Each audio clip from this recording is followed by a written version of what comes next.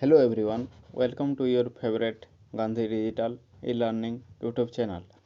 I am Dhruvacharan Gandhi, lecturer of Odia from DDCM. Now we are going to discuss about the topic of the form of language अर्थात भाषार स्वरूप भाषार विभिन्न रूप तो भाषार रूपभेद मुख्यतः चारोटी आधार उपरे निर्भर करिथाए यथा इतिहास भूगोल प्रयोग और निर्माता। तो प्रथमे आम आलोचना करबा इतिहास आधारित रूप उपरे। यह होची समय आधारित रूपभेद। समय क्रमे एक भाषा अन्य रूप धारण करी अन्य नाम रे परिचित होइथाए। तहिरो पुणी अन्य रूप अन्य नाम रे उद्भव लाभ करिथाए। उदाहरण स्वरूप आम नहीं परिबा वैदिक संस्कृत मोटामोटी भाव में ख्रीष्टपूर्व 1500 रो ख्रीष्टपूर्व 800 पर्यंत प्रचलित थिला। परवर्ती पर्याय ख्रीष्टपूर्व 800 रो ख्रीष्टपूर्व 500 मध्य ताहार रूप बदली गला एवं ताहार नाम है लौकिक संस्कृत। ख्रीष्टपूर्व 500 रो ख्रीष्टपूर्व 200 मध्य ताहार रूप बदली पाली भाषा नाम अभिहित है। तो सेपरी समय क्रमे ए रूप बदली बदली भिन्न भिन्न नाम परिचित है तथा प्राकृत भाषा है ख्रीष्टपूर्व 200 रू ख्रीष्टपूर्व 500 मध्य प्राकृत भाषार रूप नेला। तापर ख्रीष्टपूर्व 500 रू ख्रीष्टपूर्व 1000 मध्य अपभ्रंश भाषार रूप नेला।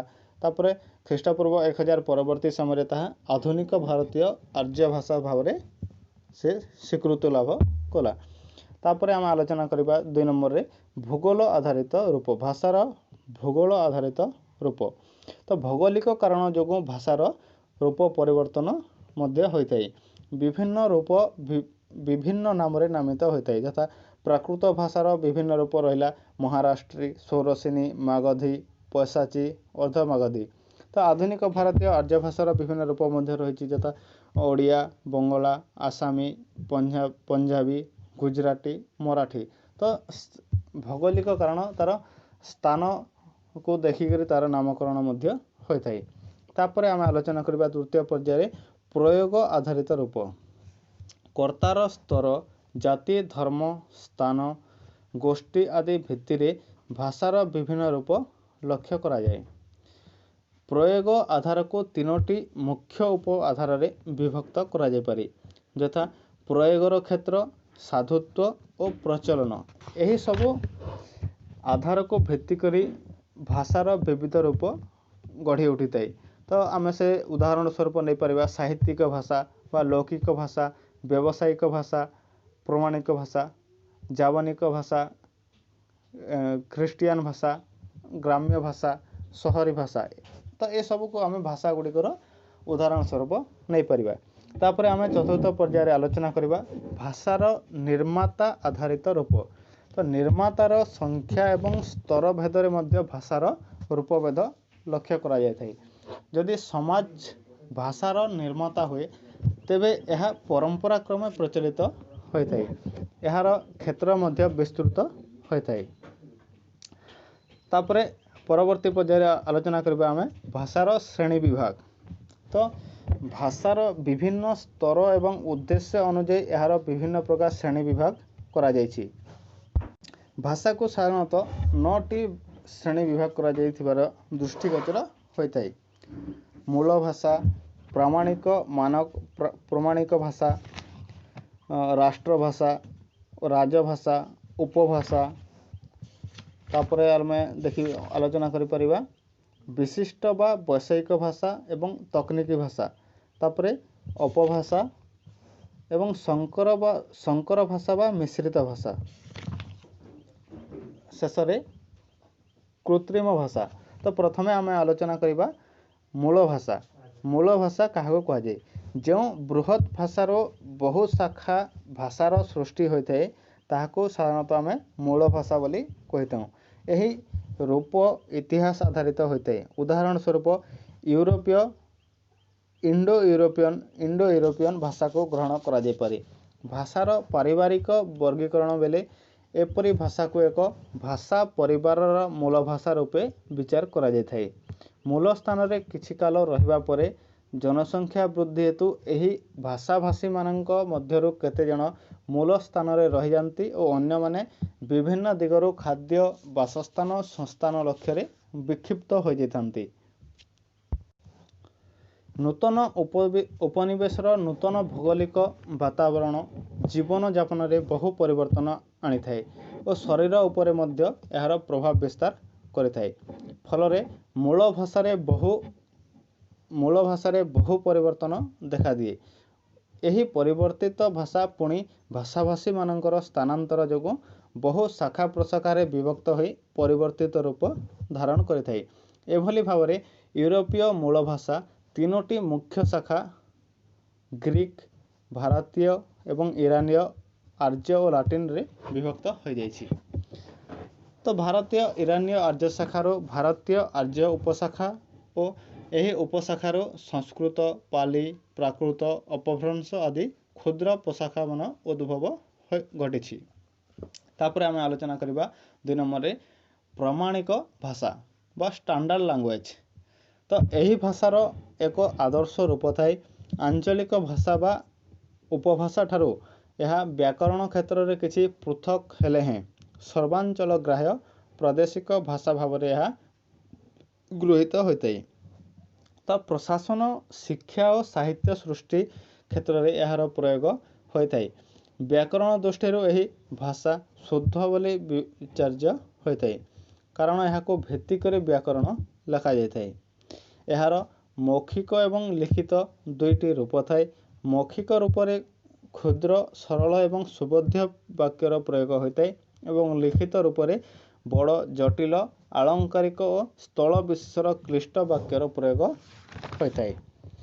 नेक्स्ट तापर आम आलोचना करबा राष्ट्रभाषा बा नेशनल लैंग्वेज। उपभाषा अन्य उपभाषा मानक क्षेत्र में परिव्याप्त होई समस्तंकर प्रतिनिधि स्थानीय हेले प्रामाणिक भाषा पदवाच्य हुए। सेहीपरि प्रामाणिक भाषा अन्य प्रामाणिक भाषा मानक क्षेत्र में परिव्याप्त होई विभिन्न भाषाभाषी मानकर पारस्परिक विचार विनिमय एवं संपर्क स्थापनर सार्वजनीन माध्यम रूपे विवेचित होता है और समग्र राष्ट्र स्तर में स्वीकृति लाभ करिथाए। सेतेबेले यह राष्ट्रभाषार पद लाभ करिथाए। तो हिंदी धीरे धीरे भारत में यही स्थान लाभ करिछि। यह आपणा भाषा परिवारर अहिंदी प्रवेश यथा राजस्थान, गुजरात, महाराष्ट्र, बंगला, ओडिशा, आसाम और तत्संगे संगे अन्य भाषा परिवार प्रदेश जोटा कि तमिलनाडु, आंध्र प्रदेश, कर्नाटक मानकरे मध्य धीरे धीरे बहु लोकंकर विचार विनिमयर माध्यम रूप रे व्यवहृत हो पारिछि। तापर आलोचना करिबा राजभाषा बा ऑफिशियल लैंग्वेज। अनेके राष्ट्रभाषा और राजभाषा को अभिन्न बोली को भाविथांती किंतु यही उभय मध्य अनेक समय अभिन्नता थिले हैं अनेक समय पार्थक्य थाए। कौनसी राष्ट्रर राष्ट्रभाषा यदि सरकारंकर शासन शिक्षा आदि कार्य परिचालनार भाषा होता है तेबे ताहा स्वतः राजभाषा बा सरकारी भाषा पदवाच्य हुए किंतु पराधीन देश में यह सर्वदा संभव हो न थाए। उदाहरण स्वरूप आम नहीं परिबा इंग्रेज शासन काल रे हिंदी भारतवर्षर राष्ट्रभाषा थिला कारण यह राष्ट्रर जनता द्वारा स्वैच्छिक भाव में पारस्परिक विचार विनिमयर माध्यम रूपे गृहीत हेउतिला किंतु यह राजभाषा नथिला। इंग्राजी राजभाषा भाव में प्रचलित थिला। इंग्रेज शासनर अवसान पर मध्य मानसिक पराधीनतावशतः भारतीय माने इंग्राजी को राजभाषा भाव में वर्तमान समय ग्रहण कर चली। तो ठीक से मोगल राजत्व काल में पारसिक भाषा थिला भारतर राजभाषा। तो समय अनुसार राजभाषा मध्य धीरे धीरे परिवर्तन होगाको बसीची। तापर आलोचना करबा 5 नंबर रे उपभाषा बा विभाषा। कौनसी भाषा संप्रदायर अंतर्गत छोट छोट दल बा अंचल विशेष रे प्रचलित भाषा रूपर नाम उपभाषा बा विभाषा। इंग्रेज डायलेक्ट बा प्रतिशब्द रूप डॉक्टर सुकुमार सेन उपभाषा, डॉक्टर श्याम सुंदर दास विभाषा और डॉक्टर भोलानाथ तिवारी ବୋଲି ଶବ୍ଦକୁ ଗ୍ରହଣ କରିଛନ୍ତି। ଡକ୍ଟର ଭୋଲାନାଥ ତିୱାରୀ ବୋଲିର ସ୍ୱରୂପ ନିରୂପଣ କରିବାକୁ ଯାଇ ମତ ଦେଇଛନ୍ତି, ବୋଲି କୌଣସି ଭାଷାର ଏକ ସୀମିତ କ୍ଷେତ୍ରୀୟ ରୂପ ଯାହାର ରୂପ, ବାକ୍ୟ ଗଠନ, ଅର୍ଥ ଏବଂ ଶବ୍ଦ ସମୂହ ତଥା ଆପ୍ତ ବାକ୍ୟ ଦୃଷ୍ଟିରୁ ସେହି ଭାଷାର ପ୍ରାମାଣିକ ତଥା ଅନ୍ୟ କ୍ଷେତ୍ରୀୟ ରୂପମାନଙ୍କ ଠାରୁ କେତେକ ପରିମାଣରେ ଭିନ୍ନ ରହିଥାଏ। ତ ଏହାର ଆମେ ଉଦାହରଣ ନେଇପାରିବା। ତ ଉଦାହରଣ ସ୍ୱରୂପ କେତୋଟି ପ୍ରାମାଣିକ ହିନ୍ଦୀ ଭାଷାର କେତୋଟି ଉପଭାଷାରୁ ଗୋଟିଏ କ୍ରିୟାର ବିଭିନ୍ନ ରୂପକୁ ବିଚାର କରାଯାଇପାରେ। ତ ଖଡ଼ି ବୋଲିରେ ଯାତା ହୁଁ, ସେ ଗୋଟିଏ ଶବ୍ଦକୁ ବ୍ରଜ ଭାଷାରେ ଜାତ ହୋ, ଭୋଜପୁରୀରେ ଜାତ ହୋଇ, ମଗହିରେ ଜାହି। ତ ସ୍ଥାନ ଭେଦରେ ଗୋଟିଏ କ୍ରିୟାର ବିଭିନ୍ନ ରୂପ ଧାରଣ କରିନେଇଛି। ତ ଏହା ଥିଲା ଆମର ଉପଭାଷା ବା ବିଭାଷା। ତ ଉପଭାଷା, ତ ଆମେ ଆଲୋଚନା କଲା ମଧ୍ୟରେ ଉପଭାଷା ଯେହେତୁ ଆସିଛି, ଉପଭାଷା ସୃଷ୍ଟିର କେତେକ କାରଣକୁ ମଧ୍ୟ ଆମେ ଆଲୋଚନା କରିବାକୁ ପଡ଼ିବ। ତ ଉପଭାଷା କିପରି ସୃଷ୍ଟି ହୋଇଥାଏ? ତ ଉପଭାଷା ସୃଷ୍ଟିରେ ସାଧାରଣତଃ 3ଟି କାରଣ ଆମେ ଆଲୋଚନା କରିପାରିବା। ତ ଉପଭାଷା ସୃଷ୍ଟିର ମୁଖ୍ୟ କାରଣ ହେଉଛି ଭୌଗୋଳିକ। ଗୋଟିଏ ସ୍ଥାନରୁ ଗୋଟିଏ ମୂଳ ଦଳ ବହୁ ଭାବରେ ବିଚ୍ଛୁରିତ ହୋଇ ବିଭିନ୍ନ ସ୍ଥାନରେ ବାସ କରନ୍ତି ଓ ମୂଳ ଭାଷା ସହିତ ସମ୍ପର୍କ ରଖି କେତେକ ପରିବର୍ତ୍ତନ ଆଣିଥାନ୍ତି। ଏହା ହେଉଛି ଭାଷା ସୃଷ୍ଟିର ଉପଭାଷା ସୃଷ୍ଟିର ଗୋଟେ ମୁଖ୍ୟ କାରଣ। ତାପରେ ଭୂମିକମ୍ପ, ଜଳପ୍ଲାବନ କରି ପ୍ରାକୃତିକ ବିପର୍ଯ୍ୟୟ ମଧ୍ୟ ଉପଭାଷା ସୃଷ୍ଟିର କାରଣ ହୋଇପାରେ। ଏହା ହେଲା ଦ୍ୱିତୀୟ କାରଣ।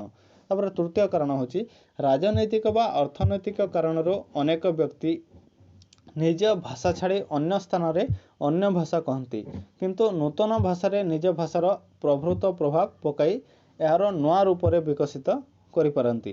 ଏ ନୂତନ ବିକଶିତ ଭାଷା ସ୍ଥାନାନ୍ତରିତ ବ୍ୟକ୍ତିର ମୂଳ ଭାଷାର ଏକ ଉପଭାଷା ରୂପେ ଅଭିହିତ ହୋଇପାରେ। ତ এই 3ଟି ପର୍ଯ୍ୟାୟରେ ସାଧାରଣତଃ ଉପଭାଷା ସୃଷ୍ଟି ହୋଇଥାଏ। ଉପଭାଷା ସାଧାରଣତଃ ଭାଷା ଏବଂ ଉପଭାଷା ମଧ୍ୟରେ କେତୋଟି ପାର୍ଥକ୍ୟ ପରିଲକ୍ଷିତ ହୋଇଥାଏ। ତ ଭାଷାର କ୍ଷେତ୍ର ଅପେକ୍ଷାକୃତ ବଡ଼ ଓ ଉପଭାଷାର କ୍ଷେତ୍ର ଅପେକ୍ଷାକୃତ ଛୋଟ ରହିଥାଏ। ତ ତାପରେ ଉପଭାଷା ଭାଷାଠାରୁ ଉତ୍ପନ୍ନ, ତେଣୁ ଭାଷା ଜନନୀ ହେଲେ ଉପଭାଷା ହେଉଛି କନ୍ୟା। ତ ଉପଭାଷା ମହତ୍ତ୍ୱ ଲାଭ କରିବାର ମଧ୍ୟ କେତୋଟି କାରଣ ରହିଛି। ତାପରେ ଉପଭାଷାର ଆଉ 2ଟି ସୀମିତ ରୂପ ମଧ୍ୟ ଲକ୍ଷ୍ୟ କରାଯାଇପାରିଥାଏ। ତ ଆମେ ସ୍ଥାନୀୟ ଉପଭାଷା ବା ବୋଲି, ଆଉ ଗୋଟେ ବ୍ୟକ୍ତ ବୋଲି। ତାପରେ ଆମେ ନେକ୍ସଟ ପରବର୍ତ୍ତୀ ପର୍ଯ୍ୟାୟରେ ଆଲୋଚନା କରିବା ବିଶିଷ୍ଟ ବା ବୈଷୟିକ ଭାଷା। 6 ନମ୍ବରରେ ବା ତକନିକି ଭାଷା, ଟେକ୍ନିକାଲ ଅର୍ ଟାଇପିକାଲ ଲାଙ୍ଗୁଏଜ। ମନୁଷ୍ୟ ହେଉଛି ଗୋଟିଏ ସାମାଜିକ ପ୍ରାଣୀ। ସମାଜରେ ଏହାର କିଛି ନା କିଛି ସ୍ଥିତି ରହିଛି ବା ସେ କିଛି ନା କିଛି କାମ କରିଥାଏ।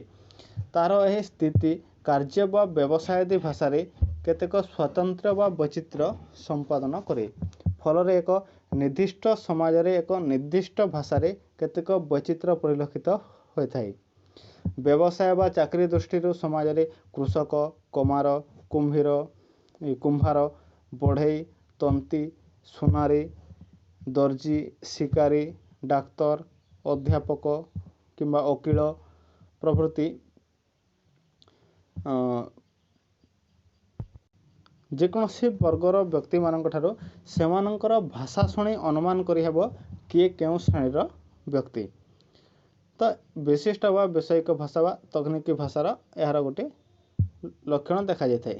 ତାପରେ ନେକ୍ସଟ ଆମେ ଆଲୋଚନା କରିବା 7ମ ପର୍ଯ୍ୟାୟରେ ଅପଭାଷା। ଅପଭାଷାକୁ 2ଟି ଅର୍ଥରେ ଗ୍ରହଣ କରାଯାଇପାରେ, ବିକୃତ ଭାଷା ଓ ଅଶିଷ୍ଟ ଭାଷା। ଅଶିଷ୍ଟ ମାନେ ଅଶ୍ଳୀଳ ଭାଷା। ଏହି ଭାଷା ଗୋଷ୍ଠୀର ଅଥବା ଭାଷା ସମ୍ପ୍ରଦାୟର ବ୍ୟକ୍ତି ଯଦି ଅପର ଭାଷା ଭଲ କରି ନ ଶିଖି ଉଚ୍ଚାରଣ କରେ ବା ପଦ ପ୍ରୟୋଗ କରେ, ତେବେ ତହିଁର ବିକୃତି ଓ ଭ୍ରମ ପ୍ରମାଦ ଆବଶ୍ୟକ ହୋଇଥାଏ। ଏହି ଭାଷା ଗୋଷ୍ଠୀର ବ୍ୟକ୍ତି ଯଦି ନିଜ ଭାଷାରେ ମଧ୍ୟ ଜାଣି ଜାଣି କେତେକ ଅଶାଳୀନ ଅସଭ୍ୟ ପଦ ପ୍ରୟୋଗ କରିଥାଏ, ଏହାକୁ ଅପଭାଷା କୁହାଯାଇଥାଏ। ନେକ୍ସଟ ତାପରେ ଆଲୋଚନା କରିବା 8 ନମ୍ବରରେ ସଂକର ଭାଷା ବା ମିଶ୍ରିତ ଭାଷା। ତ ପ୍ରୟୋଜନବଶତଃ 2 ବା ତହିଁରୁ ଅଧିକ ସମ୍ପୂର୍ଣ୍ଣ ଅସମ୍ପୃକ୍ତ ଭାଷା କୌଣସି କାର୍ଯ୍ୟ ତୁଲାଇବା ଲକ୍ଷ୍ୟରେ ସ୍ଥାୟୀ ଭାବରେ ମିଳିତ ହୋଇ ଏକ ସରଳ ବୋଧଗମ୍ୟ ଭାଷା ସୃଷ୍ଟି କଲେ ସୃଷ୍ଟ ଭାଷାକୁ ମିଶ୍ରିତ ଭାଷା ବା ସଂକର ଭାଷା କୁହାଯାଇପାରେ। କ୍ରୟ ବିକ୍ରୟର ସୁବିଧା ଉଦ୍ଦେଶ୍ୟରେ ଏପରି କେତୋଟି ଭାଷାର ସୃଷ୍ଟି ହୋଇଅଛି, ଯଥା ପିଜିନ୍ ଇଂରାଜୀ, beach ଲାମାର, Mauritius Creole, Chinook Mishra ଭାଷା, ସବାର, এই କେତୋଟି ଭାଷା ସୃଷ୍ଟି ହୋଇଛି। ତ ପିଜିନ୍ ଇଂରାଜୀ ବିଜନେସ୍ ଶବ୍ଦର ଚୀନା ଉଚ୍ଚାରଣ ହେଉଛି ପିଜିନ୍।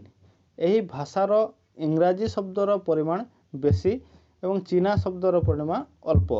ଇଂରାଜୀ ଶବ୍ଦରେ ଚୀନା ଭାଷାର ଧ୍ୱନି ପ୍ରକ୍ରିୟା ଏବଂ ବ୍ୟାକରଣ ପ୍ରଭାବ ପଡ଼ିବା ଫଳରେ ଏହି ଭାଷା ସୃଷ୍ଟି ହୋଇଛି। ତ ଅଷ୍ଟାଦଶ ଶତାବ୍ଦୀରେ ସୃଷ୍ଟ ଏହି ଭାଷା ଚୀନ, ଜାପାନ ଏବଂ କାଲିଫର୍ଣ୍ଣିଆରେ ବର୍ତ୍ତମାନ ସମୟରେ ପ୍ରଚଳିତ ହୋଇଛି। ତାପରେ ଦ୍ୱିତୀୟ ପର୍ଯ୍ୟାୟରେ ଆମେ ବିଚ୍ ଲାମାର। ତ ଏହି ଭାଷାର ଶବ୍ଦ ଭଣ୍ଡାର ଅତି ସୀମିତ। ଅଧିକାଂଶ ଶବ୍ଦ ହେଉଛି ଇଂରାଜୀ। ଏଥିରେ ଅଳ୍ପ କେତେକ ସ୍ପେନୀୟ ଓ ପର୍ତ୍ତୁଗୀଜ ଶବ୍ଦ ରହିଛି। ତାପରେ ମରିସସ୍ କ୍ରେଓଲ୍। ମରିସସ୍ ଦ୍ୱୀପ 1715 ଖ୍ରୀଷ୍ଟାବ୍ଦରେ ଫରାସୀମାନଙ୍କ ଦ୍ୱାରା ଅଧିକୃତ ଓ ଅଧ୍ୟୁଷିତ ହେବା ପରେ କୃଷି କାର୍ଯ୍ୟ ଓ ଗୃହ କାର୍ଯ୍ୟରେ ସାହାଯ୍ୟ କରିବା ଲାଗି ନିଗ୍ରୋମାନେ ମାଡଗାସ୍କରରୁ ଆନିତ ହୋଇଥିଲେ। ଉଭୟଙ୍କର କଥୋପକଥନ ସୁବିଧା ଦୃଷ୍ଟିରୁ କ୍ରେଓଲ୍ ମିଶ୍ରିତ ଭାଷାର ସୃଷ୍ଟି ଲାଭ କରିଥିଲା। ନେକ୍ସଟ ତାପରେ ଚିନୁକ୍ ମିଶ୍ର ଭାଷା। ଉତ୍ତର ଆମେରିକାର ଓରେଗନ୍ ଅଞ୍ଚଳରେ ଏହି ଭାଷା ଉତ୍ପନ୍ନ ଓ ବ୍ୟବହୃତ ହୋଇଥାଏ। ଆଦିମ ଆମେରିକାନ ଭାଷା ଚିନୁକ୍, ନୁଟ୍କା ପ୍ରଭୃତି ସହିତ ଇଂରାଜୀ ଓ ଫରାସୀ ଭାଷାର ଶବ୍ଦ ସମ୍ମିଶ୍ରଣରେ ଏହି ଭାଷାର ସୃଷ୍ଟି ହୋଇଅଛି। ନେକ୍ସଟ ତାପରେ ସବିର୍। ଭୂମଧ୍ୟ ସାଗରର ବନ୍ଦର ଅଞ୍ଚଳରେ ଏହି ଭାଷାର ପ୍ରୟୋଗ ହୋଇଥାଏ। ଏଥିରେ ଫରାସୀ, ସ୍ପେନୀୟ, ଇତାଲୀ, ଗ୍ରୀକ୍, ଆରବୀ ପ୍ରଭୃତି ଭାଷାର ମିଶ୍ରଣ ହୋଇଅଛି। ନେକ୍ସଟ ତାପରେ ଆମେ ଆଲୋଚନା କରିବା କୃତ୍ରିମ ଭାଷା। ଏହା ସ୍ୱାଭାବିକ ଭାବରେ ସମାଜ ଦ୍ୱାରା ବିକଶିତ ନ ହୋଇ ବ୍ୟକ୍ତି ବା ସୀମିତ ବ୍ୟକ୍ତିବର୍ଗଙ୍କ ଦ୍ୱାରା କୃତ୍ରିମ ଭାବରେ ଗଠିତ। ଏହାକୁ ଦୁଇ ଭାଗରେ ବିଭକ୍ତ କରାଯାଇପାରେ, ଗୁପ୍ତ ଭାଷା ଏବଂ ସାମାନ୍ୟ ଭାଷା ବା ବ୍ୟାପକ ଭାଷା। ତ ପ୍ରଥମେ ଆଲୋଚନା କରିବା ଗୁପ୍ତ ଭାଷା। ନିଜର ଭାବକୁ କେବଳ ଇପ୍ସିତ ବ୍ୟକ୍ତି ପାଖରେ ବ୍ୟକ୍ତ କରିବା ଓ ଅନିପ୍ସିତ ବ୍ୟକ୍ତି ନିକଟରେ ଗୁପ୍ତ ରଖିବା ଲକ୍ଷ୍ୟରେ ଏହି ଭାଷା ସୃଷ୍ଟି ହୋଇଥାଏ। ସେନା, ଗୁପ୍ତଚର ବିଭାଗ, ଚୋର, ଡକାୟତ, ବାଳକ ପ୍ରଭୃତିଙ୍କ ଦ୍ୱାରା ଏହିପରି ଭାଷାର ସୃଷ୍ଟି ହୋଇଥାଏ। ଏହାକୁ ଠାର ଭାଷା ମଧ୍ୟ କୁହାଯାଇପାରେ। ତାପରେ ଆମେ ଆଲୋଚନା କରିବା ସାମାନ୍ୟ ଭାଷା ବା ବ୍ୟାପକ ଭାଷା। ସାମାନ୍ୟ କୃତ୍ରିମ ଭାଷାକୁ ଲୋକମାନେ ଯଥାଶୀଘ୍ର ବୁଝି ତାର ପ୍ରୟୋଗ କରିପାରନ୍ତି। ପ୍ରଫେସର ଡକ୍ଟର ଏଲ୍ ଜମେନହଫଙ୍କ ଦ୍ୱାରା ଆବିଷ୍କୃତ ଏସ୍ପାରେଣ୍ଟୋ ଏପରି ଭାଷାମାନଙ୍କ ମଧ୍ୟରେ ସର୍ବପ୍ରସିଦ୍ଧ ଅଟେ। ତ ଆମେ ଆଲୋଚନା କଲା ଭାଷାର ସଂଜ୍ଞା ପୂର୍ବ ପାଠରେ ଆଲୋଚନା କରିଥିଲା ଏବଂ ଏବେ ବର୍ତ୍ତମାନ ସମୟରେ ଆମେ ଆଲୋଚନା କଲୁ ଭାଷାର ସ୍ୱରୂପ ଏବଂ ଭାଷାର ଲକ୍ଷଣ ଗୁଡ଼ିକ କ'ଣ କ'ଣ। ତ ଭାଷା ଏସବୁ ଆଲୋଚନାରେ ଗୋଟିଏ ସିଦ୍ଧାନ୍ତରେ ଆମେ ଉପନୀତ ହେବା ଯେ ଭାଷା ସର୍ବଦା ବିକାଶଶୀଳ। ବହୁ ବିଦ୍ୱାନଙ୍କ ଦୃଷ୍ଟିରେ ଯାହା ଭାଷାରେ ଅପଭ୍ରଂଶ, ଭାଷା ବିଦ୍ୱାନମାନଙ୍କ ଦୃଷ୍ଟିରେ ତାହା ଭାଷାର ବିକାଶ। ବ୍ୟାକରଣ ମାନଦଣ୍ଡ ଦୃଷ୍ଟିରୁ ହୁଏତ ତାହା ଗୋଟିଏ ଭାଷା ଅପଭ୍ରଷ୍ଟ ହୋଇଗଲା ବୋଲି ବିଚାର୍ଯ୍ୟ ହୋଇପାରେ, କିନ୍ତୁ ଭାଷା ବିଜ୍ଞାନ ଦୃଷ୍ଟିରୁ ତାହା ଏକ ସମୃଦ୍ଧ ଭାଷା ବା ଜୀବିତ ଭାଷାର ବିକଶିତ ରୂପ ଓ ଏକ ନୂତନ ଭାଷାର ସୂର୍ଯ୍ୟୋଦୟ ହେଲା ବୋଲି ବିବେଚନା କରାଯାଇପାରେ। ଏହି ପରିବର୍ତ୍ତନ ଅନିବାର୍ଯ୍ୟ, ଅବଶ୍ୟମ୍ଭାବୀ। ବାର୍ଦ୍ଧକ୍ୟ ଅବସ୍ଥାକୁ ଯେପରି ମଣିଷ ଜୀବନର ଅଧପତିତ ଅବସ୍ଥା ବୋଲି କୁହାଯାଇପାରିବ ନାହିଁ, ସେପରି ଭାଷାରେ ପରିବର୍ତ୍ତନକୁ ଅଧପତନ ବୋଲି କୁହାଯାଇପାରିବ ନାହିଁ। ତ ତୁଷାର ନିଃସୃତ ସ୍ରୋତସ୍ୱିନୀର ସ୍ରୋତ ପରି ଭାଷାର ପ୍ରବାହ ନିରବଚ୍ଛିନ୍ନ ଓ ଅଗ୍ରଗାମୀ ଓ ପ୍ରବର୍ଦ୍ଧମାନ ବେଗରେ ଗତି କରି ଚାଲିଛି। ତ ଆମେ ପରବର୍ତ୍ତୀ ପର୍ଯ୍ୟାୟରେ ଆଲୋଚନା କରିବା ଦ୍ୱିତୀୟ ପରିଚ୍ଛେଦ ଭାଷାର ଉତ୍ପତ୍ତି ସିଦ୍ଧାନ୍ତ।